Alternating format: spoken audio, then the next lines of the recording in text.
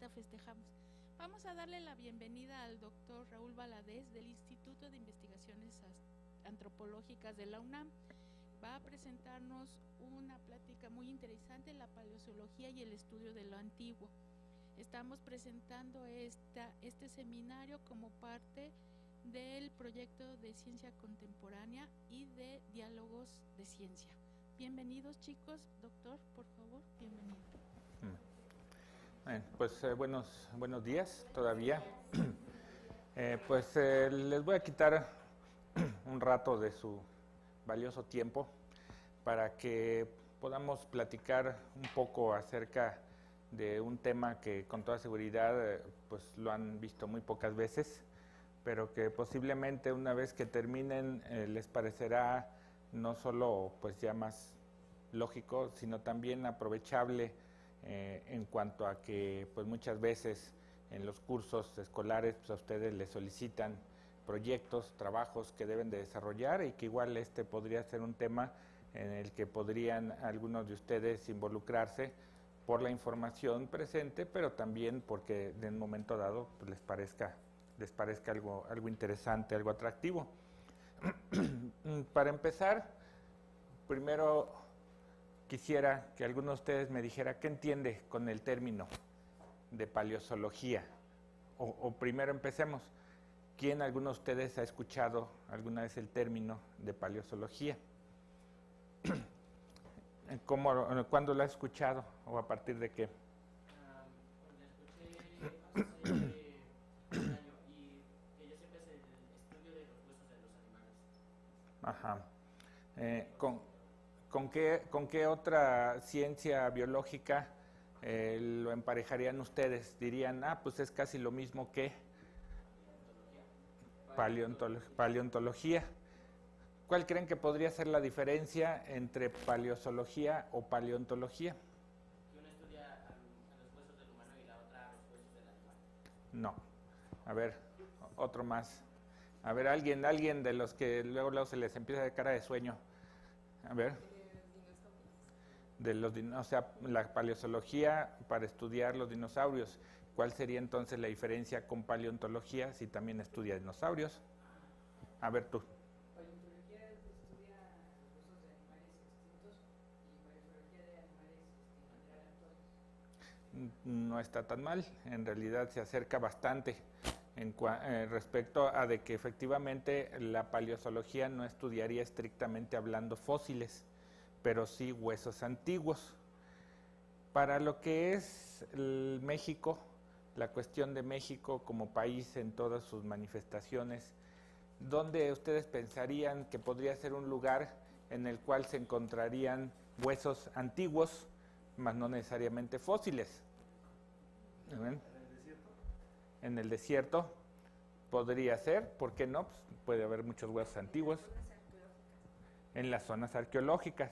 Lo que dice el compañero es cierto, siempre hay posibilidad de encontrar huesos antiguos en cualquier sitio. ¿Cuántas veces andamos en carretera o en el campo y de repente nos encontramos algún hueso de algún animal y decimos, uy, este hueso está bien viejo? ¿Qué tan viejo? Pues no lo sabemos. Pero si lo encontramos en un sitio donde hay evidencias arqueológicas, pues ahí la probabilidad de que sea un hueso antiguo relacionado con esas culturas pues es mucho mayor y por lo tanto ahí definitivamente es más lógico y más adecuado poder tomarlo como objeto de estudio. No es lo mismo si tienes un hueso que encontraste en el campo, en una zona de cultivo y dices, pues este hueso quién sabe cómo llegó aquí, así lo que tienes más bien es un hueso, un conjunto de huesos que está colocado, por ejemplo, junto a una pirámide, adentro de una pirámide. ¿Sí? Ahí ya lo que estás viendo es una relación entre el humano y el animal que apareció.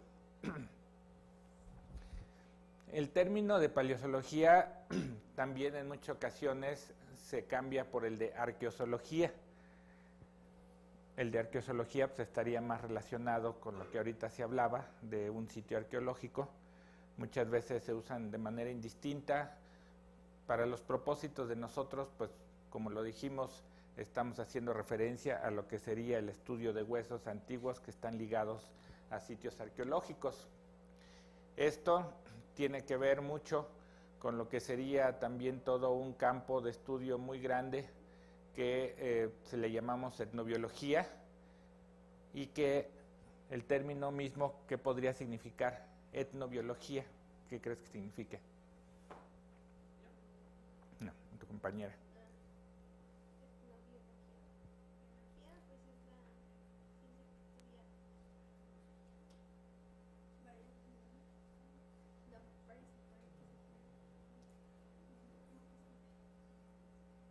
¿El etno?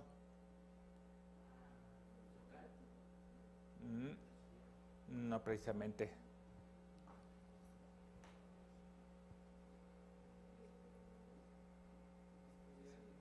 ¿Cómo? No te escuché. Ético, no. Étnico, tienes un poco más o menos ahí, tienes razón. Lo étnico, ¿a qué lo ligamos? A las culturas, a las manifestaciones humanas. Por tanto, si aquí hablamos de una etnobiología, pues hablamos de una relación entre lo biológico y lo cultural, ¿sí? Entonces, dentro de todo lo que es el universo de interacciones entre hombre y naturaleza, pues tenemos esta disciplina que se relaciona con todo lo que podemos encontrar al respecto.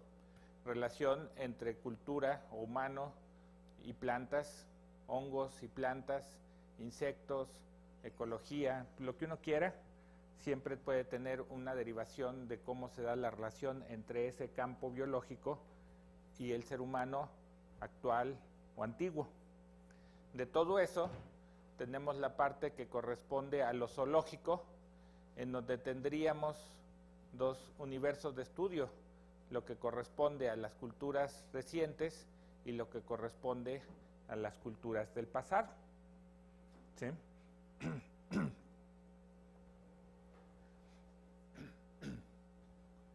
¿Qué se les ocurre? ¿Qué es esto?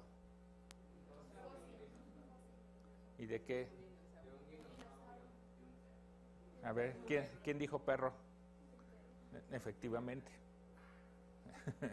Efectivamente, es el esqueleto de un perro. Incluso aquí no se observa, pero aquí hay una segunda cabeza de otro que está más destruido. ¿Sí? ¿Por qué creen que en un momento dado puede tener el interés el estudiar algo como los perros de un sitio arqueológico, de un sitio antiguo? A ver, dime. Sí.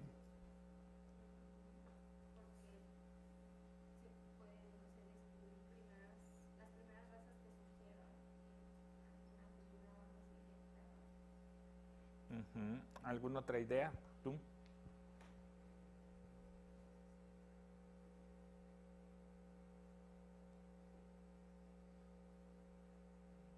¿Por qué vale estudiar? ¿Tú no tienes perro? ¿Nunca has tenido perro? Vamos a ver, piensa, ¿por qué razón sería importante estudiar a los perros de una cultura antigua?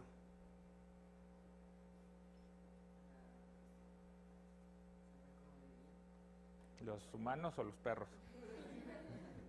Para saber cómo vivían los perros. A ver. Para saber más o menos cómo eran y no sé, y desde qué años empezó, bueno, como dijo mi compañera, desde qué años empezaron a bueno, no sé, a formar esos perros que encontraron y estudiándolos, ¿no? Para obtener más información sobre esa raza y compararla con la de actualmente. Para comparar lo actual y lo antepasado. ¿Cómo han evolucionado? ¿Tú ibas a comentar algo? No. O sea, tenemos todo este universo de interacción con el perro que para propósitos de la plática pues sería posiblemente el animal que más relación tiene con el hombre, porque incluso los gatos ni son tan antiguos ni tampoco tienen esquema de interacción tan fuerte con el ser humano. No por nada el perro es el objeto de estudio de animales del pasado más fuerte, más intenso. Sabemos que los perros aparecieron hace por lo menos 35,000 años, ¿sí? En Asia, y de ahí se pasaron al resto del mundo. Los perros sabemos que en la actualidad los perros actuales derivan de lobos asiáticos, que hace 100,000 años se separaron y se fueron adaptando progresivamente a lo que era el entorno humano hasta convertirse en lo que son. Los estudios de biología molecular, los estudios de los restos óseos y demás, nos indican que el perro en realidad sigue siendo un lobo, genéticamente hablando. El perro es un lobo adaptado al ambiente humano, pero no existe diferencia genética importante entre el perro y el lobo. Son 100% compatibles, pueden tener descendencia fértil. En otras épocas se cruzaban con mucha facilidad perros y lobos con diversos propósitos. Una de las razones por las que los lobos en la actualidad están en peligro de extinción es porque en todas las partes donde viven los lobos hay también perros, y como se dan los cruzamientos entre lobos y perros de manera natural, entonces las razas de lobos, lo que es la especie de lobo como tal, en muchos lugares pues ya tiene más de perro que de lobo, ¿sí? Entonces imagínense bajo ese esquema si el estudio del perro puede tener o no relevancia. Y pues aquí tenemos lo que sería la manifestación de dos esqueletos de perros que se encuentran en el sitio arqueológico, pero pues el estudiarlos bajo este esquema es difícil. Generalmente lo que hacemos es llevarlos a un laboratorio en donde tenemos la oportunidad de poder analizar los huesos, revisarlos uno por uno, hasta que tenemos la oportunidad de reconstruirlos por completo. Aquí en el sitio donde trabajo, el Instituto de Investigaciones Antropológicas, tenemos todo un esquema de investigación montado que permite que a partir incluso de huesos aislados podamos reconocer la edad del perro, el sexo del perro, de qué raza de perro era, primero saber si efectivamente era perro, si no era un lobo o un coyote, incluso qué comía el perro, qué edad tenía cuando murió el perro, ¿sí? Y esto porque en el México antiguo los perros fueron animales terriblemente importantes. Posiblemente no hubo cultura del pasado donde los perros tuvieran más relevancia que aquí en el territorio del México prehispánico. Los perros los encontramos en absolutamente todos los espacios que nos podamos imaginar, y por lo mismo el estudio del perro desde la perspectiva paleozoológica es muy importante.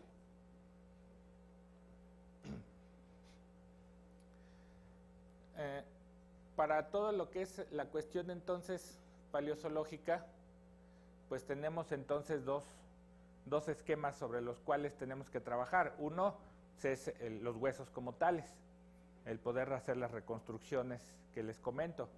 Pero, ¿qué otra parte también nos correspondería estudiar? ¿Quién lo dijo? ¿Por qué consideras que factores culturales? Porque podrías relacionar así como se trata, cómo era la relación y por qué era así el animal. Por ejemplo, cualquier animal que esté relacionado con el humano debe de tener algún cambio. Los caballos ahora ya han cambiado todo el animal al humano. Los modificamos. ¿Qué opinas de lo que dice tu compañero?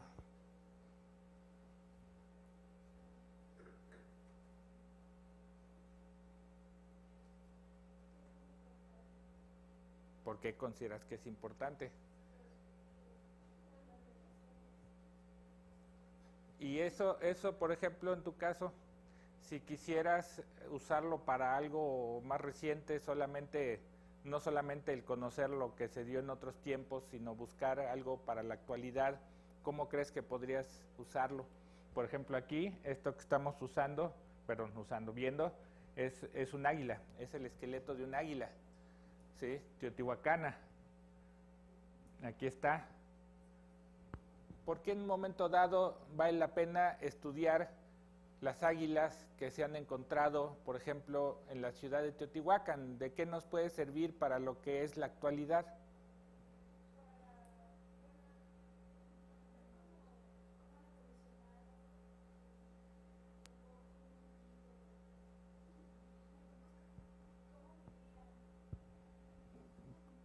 ¿Qué más? No, pero tú estás comentando, ¿qué otra idea tendrías tú?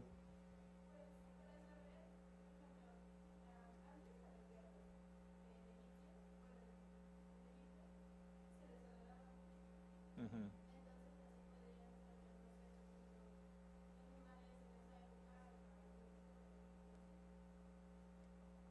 Ujú.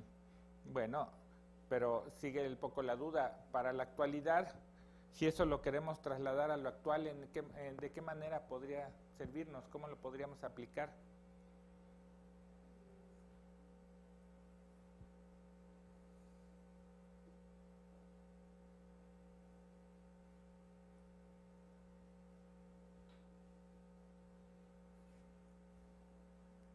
A ver.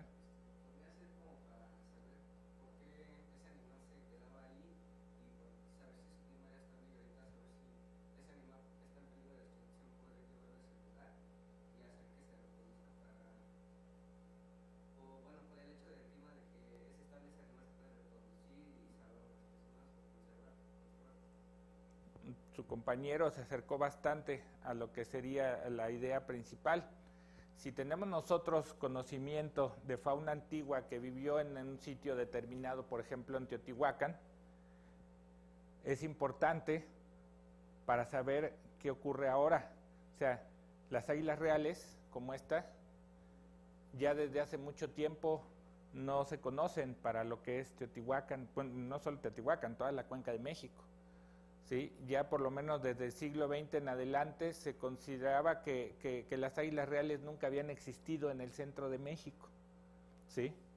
Y si ven ustedes en algún mapa de distribución así de que hagan en Estados Unidos o lo que sea, nunca va a aparecer el centro de México como un área de distribución de la especie. Y uno dice, ¿por qué? Porque aquí nunca hubo condiciones ambientales, porque el clima era muy seco o algo así. Bueno, sí, tal vez, pero el hecho es que aquí las tenemos hace 1500 años. Si uno investiga a partir de eso con más profundidad y trata de entender qué es lo que ha pasado, por qué hace 1500 años había y ahora no, lo que uno encuentra es que las águilas reales anidan en árboles muy grandes, muy altos. Ahí es donde requieren tener su espacio para anidar. Y como los bosques del centro de México han sido objeto de tala desde hace muchas décadas, entonces ya en la zona del centro de México no existen árboles de las dimensiones que requieren las águilas para poder anidar. Conclusión, las águilas dejan de existir en esta zona. Eso, ¿cómo podríamos trasladarlo a la idea de conservación? ¿Cómo lo trasladarías para hacer una propuesta de conservación?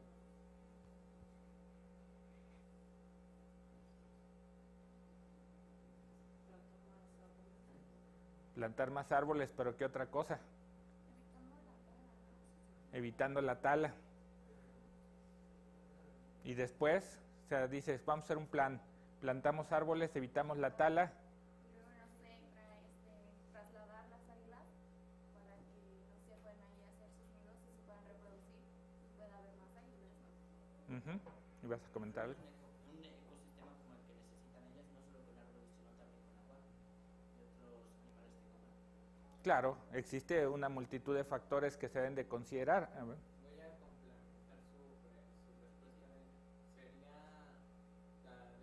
el clima, bueno, plantar los árboles en el clima adecuado, que tengan la fauna adecuada para que ellas se transporten a ese lugar. Por favor, doctor, si pudiera repetir algunos de los comentarios de los chicos para que las personas que nos están oyendo a distancia también se enteren de qué comentan los jóvenes. A ver, repite lo que estabas diciendo. Es que yo complementé su respuesta. A ver, bueno, pues ya a partir de ahorita. A ver, ¿quién más iba a comentar? Ajá. Para un ecosistema para ellos, como por ejemplo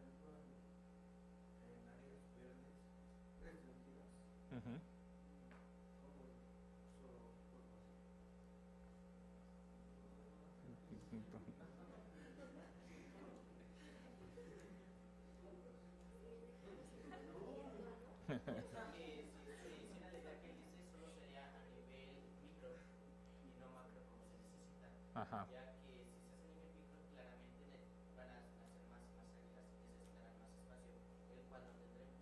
Ujú. Y entonces, pues las tendremos que matar. Es necesario matarlo para que resurja esa especie. Efectivamente, se requiere de un esquema de trabajo muy organizado, pero para poder dar el primer paso, pues primero debemos de tener la certeza de que vamos en una dirección adecuada. Qué mejor certeza que el poder tener aquellos materiales que nos dicen que cierta especie antes vivía en ese lugar y que si ahora ya no está, no es porque nunca haya estado, sino más bien porque las condiciones se han modificado, muy probablemente por la acción misma del hombre.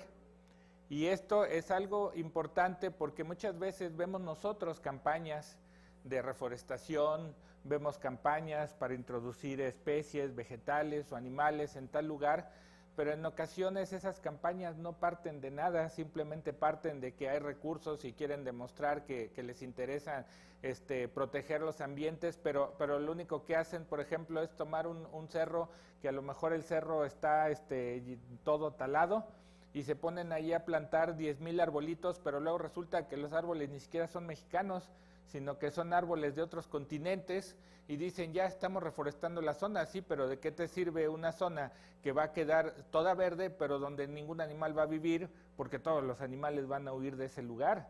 Entonces, más bien lo que tienen que hacer en estas campañas de recuperación de zonas verdes es ver qué es lo que había ahí, a partir de lo que se ha estudiado del pasado, y con eso decir, ahora sí, veamos qué tenemos que plantar, qué debemos de introducir para estar seguros de que vamos no solamente a dejar nuevamente un espacio verde, sino que ese espacio verde va a ser un espacio natural como existió en otros tiempos.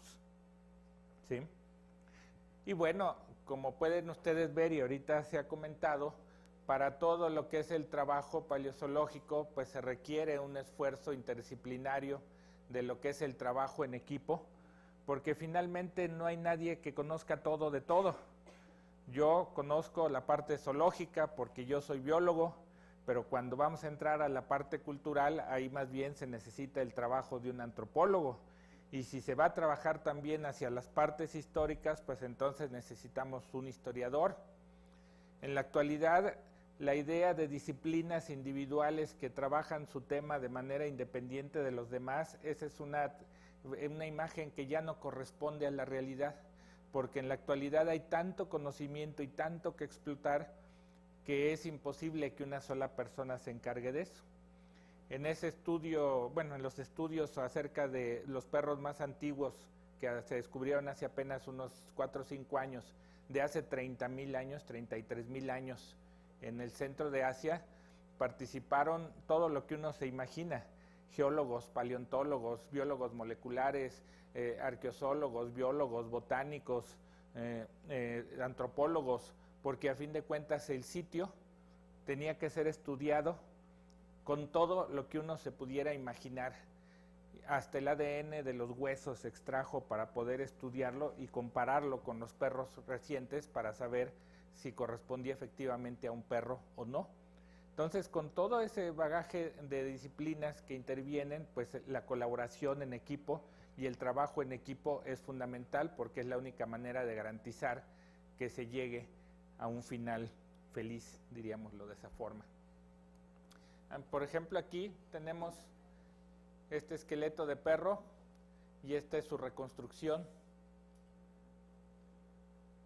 Este era un animal que estaba enfermo, como se manifiesta aquí en esta pata, que era una pata más corta, no tenía dedos, posiblemente así nació, ¿sí? Aún así, seguramente, bueno, no seguramente, vivió varios años, 5 o 6 años de edad, hasta que fue sacrificada y colocada como protector a la entrada de una cueva.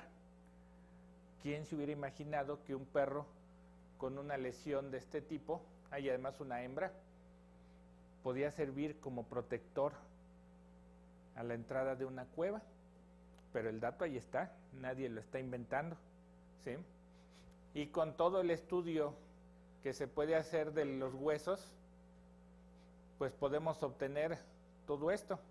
Vean ustedes todo lo que significa el trabajo con un animal como este, desde lo que es la limpieza hasta lo que es el ir sabiendo qué hueso es qué, el poder reconocer ya a partir de eso enfermedades, manipulaciones, la edad, el sexo, dónde es que apareció, cómo se alimentaba. Ya en la actualidad podemos saber hasta qué comían los animales que aparecen en los contextos arqueológicos, cómo es que murió, por qué razón y qué simbología podía estar involucrada.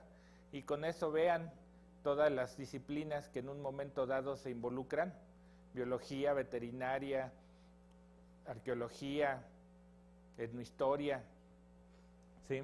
Nada más para estudiar un perro, ¿sí? Imagínense si tienen un sitio arqueológico donde aparezcan cientos de restos de animales, cuánto esfuerzo, cuántas personas y cuánto conocimiento, porque pues a fin de cuentas no se trata solo de decir vamos a juntarnos 20 y nos vamos a comer cada fin de semana, sino que tantas cosas van a salir. Este perro tuve la fortuna de que finalmente pues, apareció en un libro que tuve la oportunidad de coordinar y que es un libro de alrededor de 500 páginas sobre todo el sitio arqueológico, con todos los restos, con la descripción y el estudio de todos los restos que aparecieron ahí.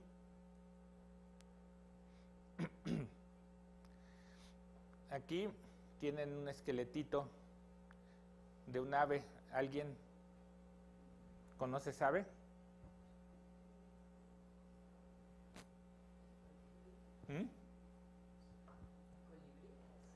No.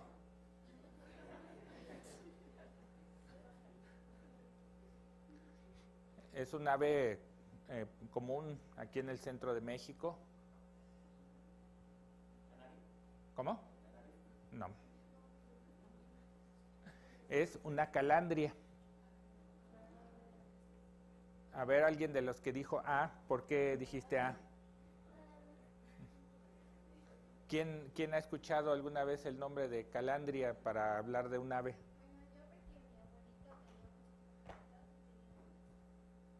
¿Y qué tienen de especial las calandrias?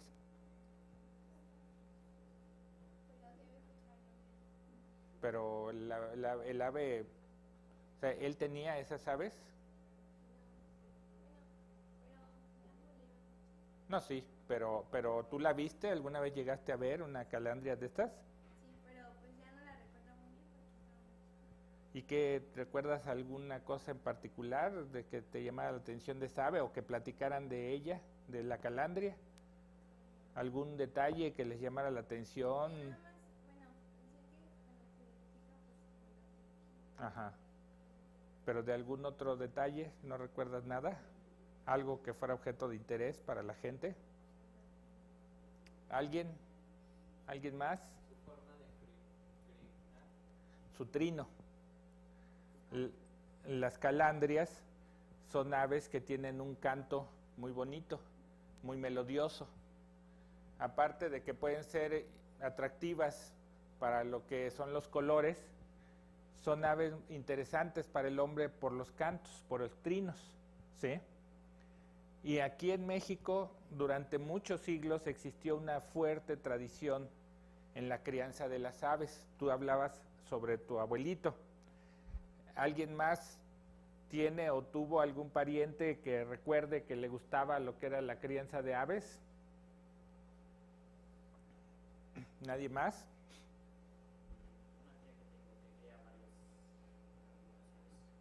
Ajá. En lo que es la tradición de la crianza de aves de canto, México siempre tuvo un universo muy amplio.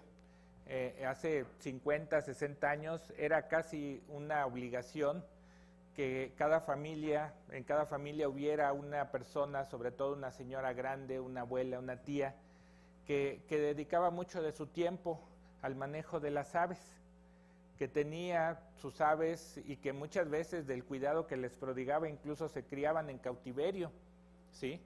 Esa tradición no es reciente, es una tradición muy antigua, es una tradición de tiempos prehispánicos, lo sabemos porque tenemos fuentes, obras del siglo XVI que muestran a las especies de aves, y junto con eso viene la descripción de cómo es que la gente los reconocía, para qué los utilizaba, ¿sí? Y qué tan intenso era ese manejo por parte del hombre. En tiempos prehispánicos, varias especies de aves de canto, como las propias calandrias, algunas formas de gorriones, cardenales, pericos, alcanzaron el nivel de animales domésticos, porque eran organismos que estaban muy adaptados al ámbito humano y además aceptaban ese manejo por parte de la gente. La diferencia principal de esos tiempos es que en aquella época se les usaba por el plumaje, si era muy colorido, para que las aves ya muertas se tomaran las plumas, se hicieran con eso, tocados, adornos, pero las aves vivas, el trino se consideraba como una señal de adivinación, como una forma de adivinar el futuro. Decían que si las aves trinaban, significaba que todo estaba bien, que existía pues tranquilidad en todo, buena fortuna, pero si empezaban las aves a graznar, eso era visto como una señal de mal augurio, ¿sí? Por tanto, para mucha de esta gente, el conocer todo el universo de las aves de canto y manejarlo dentro de estas prácticas religiosas, pues era sumamente importante. Y si bien es cierto que en la actualidad tenemos pues estas especies arraigadas a un esquema pues que es más que nada de ornato, ¿por qué nos serviría saber cómo es que en otros tiempos estas aves se criaban y se manejaban? ¿Por qué crees que nos serviría conocer en la actualidad cómo es que se manejaban esas aves en otros tiempos?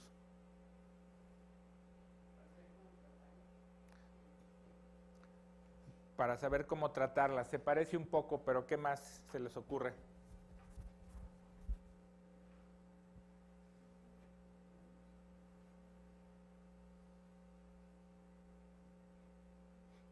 Para los planes de protección, para poder criarlas en cautiverio, aumentar las poblaciones y en un momento dado poder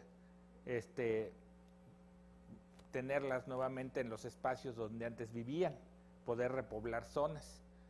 Incluso en aquella época algunas especies como guacamayas rojas eran también aves domésticas, y durante mucho tiempo aquí se trataban de hacer esfuerzos para poder reproducirla en cautiverio y no se lograba. Como es que en tiempos antiguos, en tiempos prehispánicos, sí se podían tener domésticas estas aves, y en la actualidad con toda la ciencia se tardó mucho en poder lograrlo.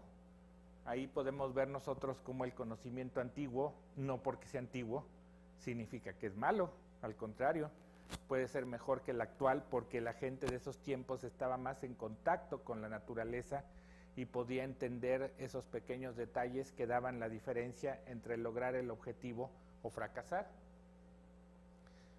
Esto, como les decía, pues es la manera en como es importante resaltar que finalmente el trabajo como paleozoológico requiere de la interacción entre lo antropológico y lo biológico para poder obtener los resultados.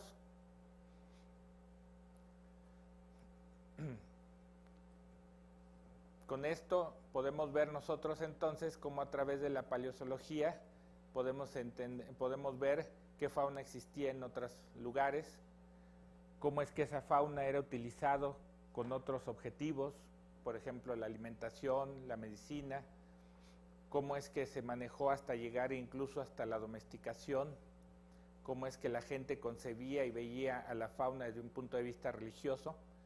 Y ejemplos para México que han sido objeto de estudio, tenemos muchos. Por ejemplo, los perros pelones mexicanos, en la actualidad tenemos toda su historia reconstruida, dónde aparecieron, en qué momento, cómo es que se fueron diseminando. Desde tiempos prehispánicos llegaron hasta el norte de Argentina, donde en la actualidad viven con el nombre de perros pila, y durante todo ese tiempo la forma como la gente los concebía y los manejó varió mucho dependiendo de las circunstancias culturales en cada región. De los guajolotes, que es la especie doméstica por excelencia de México, porque es oriunda de México, pues tenemos también los huesos que nos permiten saber dónde aparecieron, hace cuánto tiempo, cómo se fueron dispersando, y muchas de las tradiciones de su manejo que ahora vemos vienen también desde tiempos prehispánicos. Un objeto que yo creo que es muy importante resaltar, un objeto de este espacio para propósitos de ustedes, es que en la actualidad los planes de estudio, sobre todo a nivel secundaria, promueven mucho el que los jóvenes aprendan a través de proyectos escolares, que formen equipos, que decidan cada bimestre qué investigación quieren llevar a cabo, y con esa investigación pues aprender lo que corresponde a los objetivos de ese bimestre. Áreas como esta, por ejemplo, son muy interesantes porque hay en esos propósitos, porque ustedes pueden, por ejemplo, diseñar un experimento o más bien un proyecto donde digan, en la zona donde yo vivo o las personas con las que yo convivo, existe tal especie de animal o hay esta relación entre hombre y animal que yo quisiera conocer más. Me parece interesante y yo quisiera explotarla más, quisiera ver qué tanto hay y sobre todo cómo es que esto lo puedo convertir en un proyecto escolar con objetivos, con intereses, con beneficios. Por ejemplo, han llegado personas a platicar conmigo, jóvenes, donde dicen que tienen proyectos escolares en los que buscan entender mejor todo lo que es la dinámica de los perros callejeros en su colonia, porque quieren pues rescatar a todos esos perros callejeros y también evitar que estos perros sigan existiendo en el lugar, ver cómo es que se puede hacer para colocarlos o cuáles son las circunstancias que en un momento dado favorecen que todo eso se siga dando. En otras ocasiones han llegado jóvenes a platicar acerca de que en el lugar donde viven en otros tiempos había tales o cuales especies de animales y que ellos quisieran saber cómo es que pueden recuperarse. Entonces ahí hacen estudios sobre la historia del sitio. Si hay investigaciones paleozoológicas, pues con gusto se los paso, y de esa manera terminan su proyecto escolar con partes de historia, con partes de biología, con partes de lo que es conservación, y con todo eso pues alcanzan plenamente su objetivo. Entonces este es solamente un ejemplo, pero un ejemplo que para propósitos de ustedes vale la pena considerar, sobre todo si es parte de su actividad escolar obligatoria, el decir, bueno, ¿y por qué no? ¿Por qué no meterme en algo como eso, como lo que decías tú de este tío tuyo, que, ¿cómo? Abuelo, sí, que le gustaban las aves de canto? ¿Qué hay de esas aves de canto en tu localidad en la actualidad? ¿Las sigue la gente comerciando? ¿Ya no existen? ¿Sí existen? La gente que los tiene, ¿por qué los tiene? ¿Qué él tanto los conoce? Y eso cómo se podría utilizar para beneficios de estas especies, ¿no? Como que es el entender todo ese contexto cultural para tratar de buscar algo que beneficie a lo que es la cuestión de la conservación y de la relación entre hombres y fauna en este caso.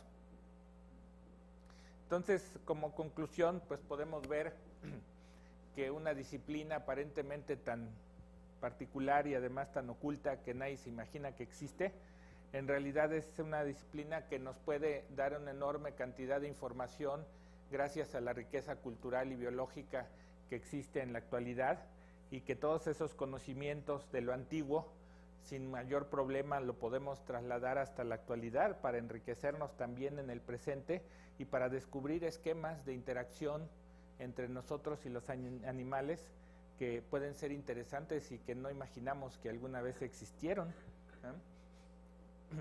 Aquí en México, pues esta disciplina ha ido creciendo al paso de los años. Cuando yo entré hace 30 años a este trabajo, existía solamente 3 espacios en México donde se hacían este tipo de investigaciones. Ahora ya en la actualidad son más o menos 10. Eso significa que todo esto va hacia arriba, y también pues por nuestra riqueza biológica y cultural somos un modelo a seguir para muchos países, en especial de América Latina, que muchas veces quieren hacer trabajos equivalentes, pero dicen, ¿qué tomo como referente? Y en la mayoría de las veces se dice, vamos a ver qué están haciendo en México. Y por último, destacándolo nuevamente, pues, que la paleozoología es una disciplina que requiere del trabajo en equipo, del esfuerzo entre varios, y que eso pues es algo que ya en la actualidad vale la pena tomar en cuenta, porque ya en todas partes, empezando por las propias escuelas, siempre lo que se promueve es el trabajo en colaboración. Si ese va a ser nuestro modo de vivir a nivel profesional, pues entonces empecémoslo a hacer desde ahorita y busquemos que siempre los trabajos en colaboración lleven a buen fin y nos den buenas satisfacciones. Y bueno, eso sería el final de este espacio. Y pues muchas gracias.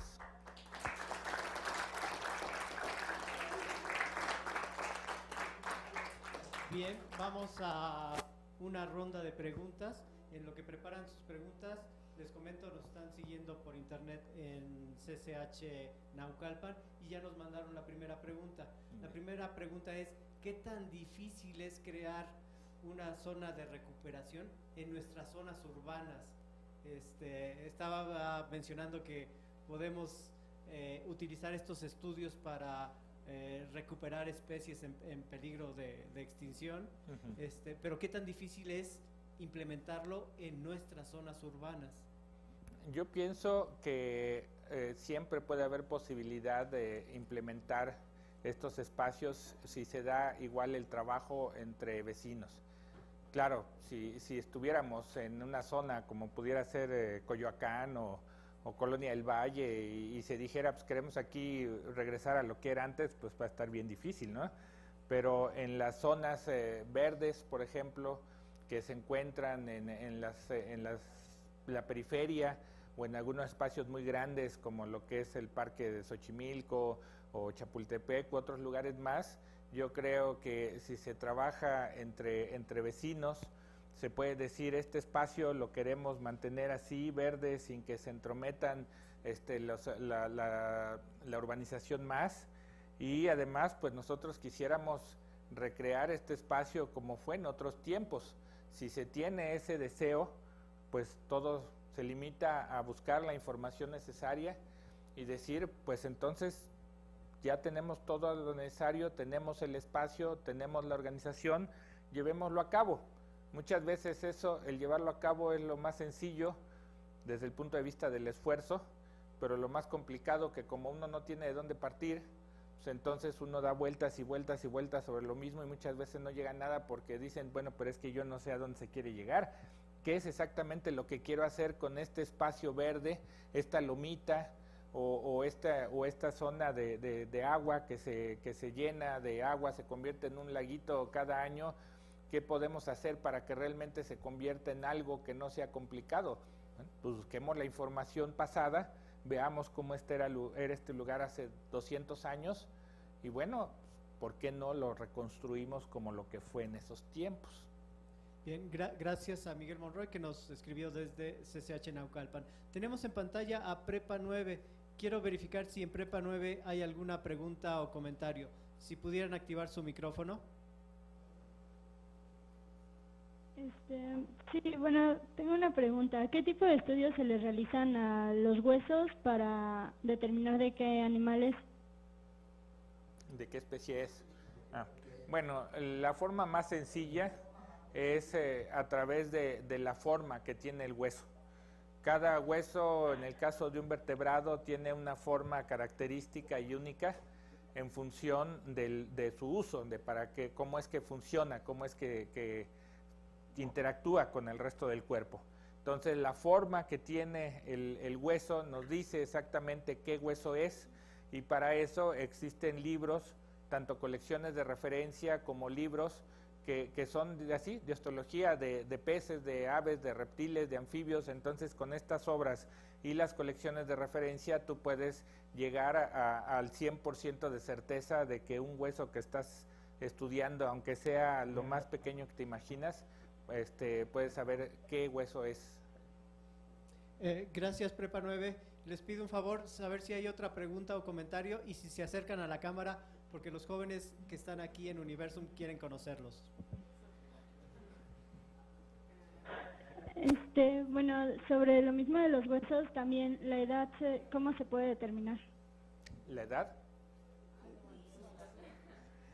Sí, si nos repiten la pregunta, por favor. ¿Cómo puedes determinar la edad del hueso? Bueno, si hablamos de la edad del individuo al que perteneció el hueso, existen varios esquemas. En el caso de los mamíferos, por ejemplo, la forma más fácil de saberlo es porque un mamífero, mientras está en desarrollo, como cualquiera de ustedes, las partes que están en las articulaciones están unidas, así como si fuera pegamento, con cartílago, están unidos al tubo del hueso. Esto porque esa parte cartilaginosa que está entre las diversas partes del hueso se sigue formando hueso para hacer que el hueso siga creciendo. Y cuando ya el individuo terminó de crecer a los 22, 23 años, entonces esa parte de cartílago, ese pegamento, ese como resistol, ya desaparece porque el hueso ya no va a seguir modificándose. Entonces, en función de eso y de la forma misma del hueso, es muy fácil saber, reconocer la edad del individuo. Lo podemos saber también a través de los dientes y lo podemos saber también a través del tamaño mismo de los huesos, pero estos serían los principales medios. Gracias, Prepa 9. ¿Alguna última pregunta o comentario? Sí. Bueno, durante la exposición mencionaron que otro animal de estudio importante en México es el guajolote, pero mi pregunta es ¿por qué es un objeto, bueno, por qué es un animal importante en el estudio y si su evolución ha sido muy drástica? Bueno, el guajolote es un animal de estudio intenso para lo que es la paleozoología, porque es el primer animal doméstico oriundo de territorio mexicano. Precedió en su domesticación a las grandes culturas y su uso fue extenso en todo el espacio prehispánico, sobre todo en los lugares donde se domesticó en el centro de México, y de ahí también sabemos que fue migrando hacia el norte, hacia el sur, y tenemos datos de a qué época, en qué momento fue llegando a cada región.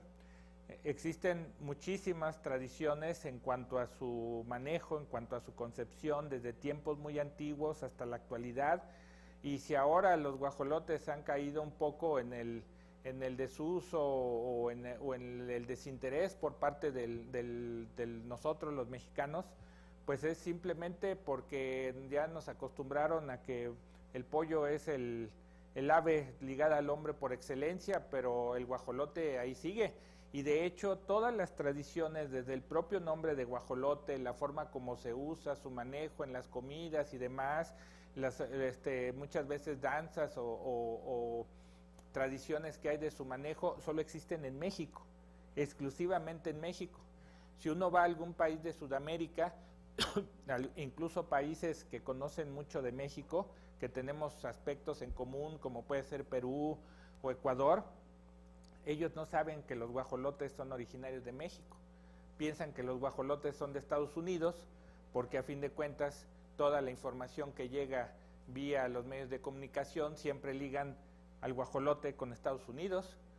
E incluso hay mexicanos que preguntan, ¿pero a poco el guajolote es de aquí de México? Yo pensé que más bien era el pavo y que era de Europa o de Estados Unidos y que lo habían traído para acá, pero no, los guajolotes son una especie mexicana, domesticada aquí en México. Entonces el conocer toda su historia pues es muy importante, porque nosotros somos la cuna de esa especie. Gracias, Prepa 9. Pasamos a CCH Sur. Quiero verificar si en CCH Sur hay alguna pregunta o comentario. En un momento regresamos con ustedes, Prepa 9, si hay otra pregunta. Vamos a dar oportunidad a CCH Sur. Si CCH Sur activa su micrófono para saber si hay alguna pregunta o comentario.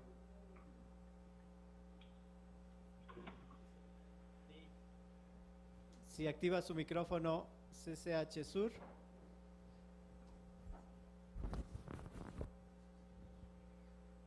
Parece que tienen algún problema con su audio. Entonces voy a verificar si tenemos otra pregunta por internet de CCH Naucalpan.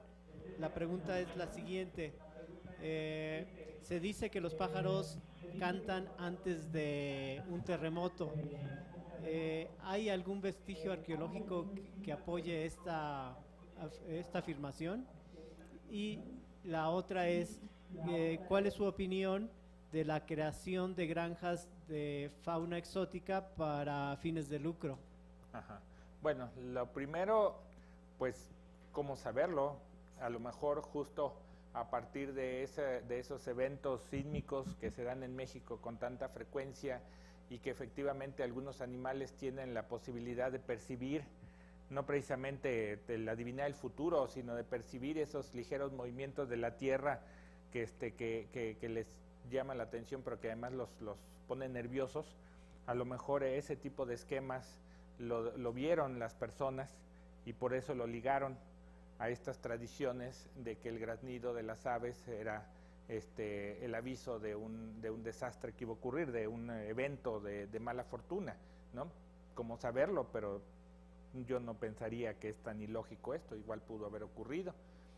Respecto a la presencia de granjas para la crianza de animales con fines de lucro, yo como biólogo podría decirte que no lo consideraría bueno, pero la realidad es que se necesitan para poder garantizar que los espacios de reservas se protejan lo mejor posible, porque pues finalmente si se puede hacer que estas personas que en un momento dado buscan el aprovechar esos recursos que están en esas granjas, ya sea para cacería o simplemente para poder obtenerlos y consumirlos, ¿no? Por ejemplo, el venado, que hay granjas en donde se les cría y después ese venado se vende, pues tan simple como el buscar siempre que esos productos, parte de ellos se utilicen para los programas de repoblamiento, de reforestación, de conservación de las zonas más dañadas. De otra forma, si no existieran esos espacios, de todas maneras la gente los estaría buscando a los animales en los espacios donde en teoría no deberían de ir, y posiblemente lo único que haríamos sería acelerar más la desaparición de las zonas protegidas y de la fauna que existe en ellas. Entonces yo creo que es algo no agradable, pero sí indispensable. Gracias a las personas que nos siguen en CCH Naucalpan. Tenemos en pantalla a FES Cuautitlán. Quiero verificar si en FES Cuautitlán hay alguna pregunta o comentario. No, ninguna pregunta, gracias. Entonces vamos con los jóvenes de la secundaria 163 aquí en Universum. Verificar si quieren preguntar. Creo que aquí está la primera pregunta. Bueno, quería preguntar que si usted cree que el humano ha modificado a los animales, los ha hecho evolucionar artificialmente por medio de su contacto con ellos. Pues sí, en realidad así ha sido y es uno de los elementos fundamentales dentro de todo el proceso de domesticación. Ahora, un aspecto importante dentro de esto que tú preguntas es que ya en la actualidad ya no se considera válido, científicamente hablando, que los animales domésticos se hayan creado porque el hombre los sacó del espacio donde vivían y los llevó a su casa y con eso se hicieron domésticos. Eso es algo que ya no se acepta y que además es ilógico. Imagínense lo que decíamos de que el perro es un derivado del lobo. ¿Qué ocurriría en una situación como esa? Los hombres se fueron al campo, agarraron un lobo, se lo llevaron a su casa y ahí lo dejaron diciéndole, ahora te vas a portar bien porque queremos que te conviertas en perro, ¿no? O sea, más bien lo que sabemos ahora es que los animales que consideramos domésticos se hicieron domésticos porque fueron especies que se fueron adaptando, que tenían la habilidad para adaptarse poco a poco a todo el entorno humano, aprovechando los beneficios que obtenían y aprovechando que solo unos cuantos podían hacer este cambio, esta adaptación, y muchos otros no. Entonces, todo ese beneficio de estar en un territorio donde no había competencia, donde había muchas veces alimento de sobra, donde no había depredadores, ¿sí? Eso a esas especies les favoreció, y al irles favoreciendo, generación tras generación se fueron haciendo más domésticas, o sea, se fueron adaptando más y más al ámbito humano. Un ejemplo, y ese es un dato importante, también interesante para todas estas cuestiones de proyectos escolares, los tenemos en unas tortolitas que todos ustedes que vivan en la Ciudad de México las conocen de sobra, que en toda área verde las encuentran, que son de color gris, de este tamaño, el tamaño de la mano, y que están en todos los parques, en todas las azoteas, en todos los jardines, en las calles, caminan entre las calles sin que les importen los coches, ¿sí? Esas tortolitas son para propósitos biológicos o etnobiológicos, son una especie doméstica, porque es un animal que está perfectamente involucrado con el espacio humano. Lo único que le falta es que llegue el momento en que uno le haga así y se pose en la mano de uno, pero uno puede acercarse a menos de 1 metro y al ave no le preocupa, ¿sí? Esa es una especie ya doméstica porque está 100% adaptada al espacio humano. ¿Por qué ha logrado eso? ¿Cuántas especies pueden sobrevivir en las situaciones que el hombre les crea? ¿Sí? ¿Cuántas pueden alimentarse de esa forma? ¿Cuánta competencia puede tener? Eso le ha ayudado a esos animales a dar ese paso. Y así fue seguramente en lo antiguo. Buenos días. En cuanto a lo que usted comentaba sobre las tortugas, sí me hace interesante y sí es cierto, nos podemos acercar mucho. Pero yo me pregunto, ya hemos domesticado animales a nuestro favor, pero yo he visto varias veces aquí en la Ciudad de México que atropellan esas aves. Mi preocupación es la siguiente: ¿podemos hacer algo para que ellas reaccionen y no sigan sufriendo los estragos de estar tan acostumbrados a nuestro medio, a nuestras actividades? Eso me preocupa mucho. No, yo creo que nosotros no podemos hacer nada, como tampoco hicimos nada para conducirlas hasta el punto donde están. Lo único que hemos hecho nosotros ha sido estar como un árbol donde los animales buscan sombra. O sea, así es el papel que ha tenido el hombre en este caso y en varias otras especies. Entonces aquí más bien pues lo que ocurriría sería que llegaría a un punto en el cual ya no podrían ser más pasivas, porque eso significaría pues la muerte del animal, ¿no? Más bien ahí, así como la selección natural se ha dirigido hasta ahorita en que se hagan más pasivas, tendrá que llegar un punto en donde ya esa pasividad se convierta más bien en una desventaja. ¿Qué es lo que podemos hacer nosotros? Pues yo creo que en realidad muy poco más allá de lo que al paso de los años también hemos ido aprendiendo de respetar la vida, ¿sí? Hace 30, 40 años, pues todavía era normal en pláticas así insistirles a los jóvenes que no había motivos para que estuvieran apedreando animales o persiguiéndolos o cazándolos nada más por el gusto de matarlos, ¿no? Ahora, después de una generación completa, más bien ustedes son los que le dicen a los adultos: respeten a los animales, déjenlos vivir. ¿Qué importa si es una lagartija? Tú déjala o llévala al jardín, pero ¿por qué la estás matando? Entonces más bien ahora se ha volcado este deseo de cuidar, de proteger a la naturaleza de los jóvenes hacia los adultos. Entonces pues más bien se diría ahí continuar por ese camino y dejar que la naturaleza lleve todo al punto lógico.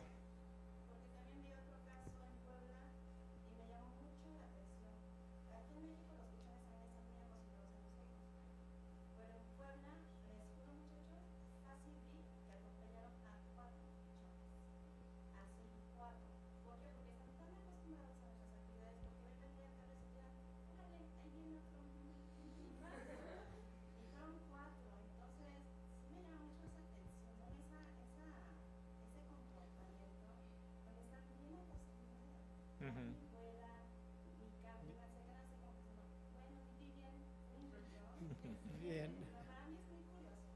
Bien.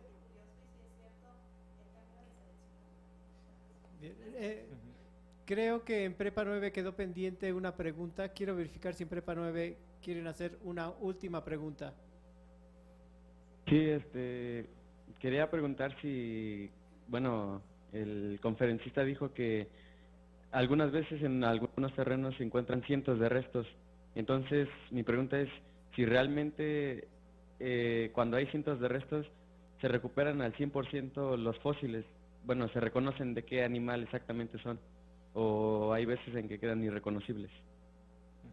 Bueno, depende mucho de qué tan destruido esté el hueso para poder pues llegar hasta una conclusión buena, digámoslo así. Puede haber sitios donde las condiciones de preservación o de destrucción no son muchas y a lo mejor de cada 10 huesos que encuentras, 9 los puedes reconocer y saber qué hueso es y de qué animal es. Hay otros lugares, sobre todo en lugares muy húmedos, muy cálidos, donde a lo mejor pudieron haber enterrado con todo cuidado a un animal, un venado, un perro o un guajolote, pero con la acción de la humedad, del calor y demás, cuando lo recuperas, pues ya son solo trocitos de que ya todo se destruyó, y a lo mejor lo único que alcanzas a tener es como una imagen, así como una placa, una placa fotográfica de lo que era el animal colocado, pero que los huesos ya una vez que los sacas se te deshacen en las manos. En una diapositiva donde está el águila, el esqueleto del águila, ese es el interior de la pirámide de la Luna, donde tuvimos oportunidad de participar en 2005 en la excavación para sacar todos los huesos que ahí se habían encontrado. Este sitio era un sitio maravilloso, de aquí esta es la del Sol, pero estaría por ahí. Un sitio maravilloso porque te encontrabas los esqueletos íntegros, completos, así. Parecía que el día anterior se habían guisado y se los habían comido, y había águilas reales, había jaguares, había pumas, había híbridos de lobos y perros, ¿sí? Pero por el peso de varias toneladas de tierra que se había acumulado sobre ellos y que habían permanecido así durante varios siglos, los huesos estaban tan frágiles que aunque los vieras tú íntegros en perfecto estado, al momento en que tomabas uno y lo querías sujetar, se te deshacía.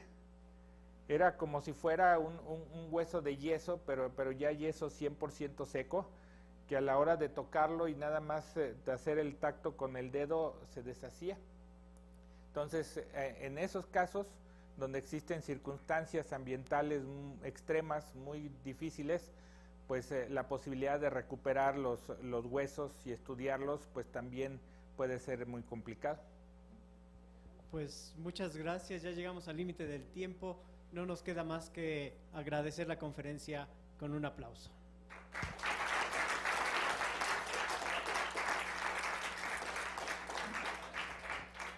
Gracias a Prepa 9, CCH Sur, FES Cuautitlán y CCH Naucalpan que nos siguieron en la transmisión. Terminamos la sesión.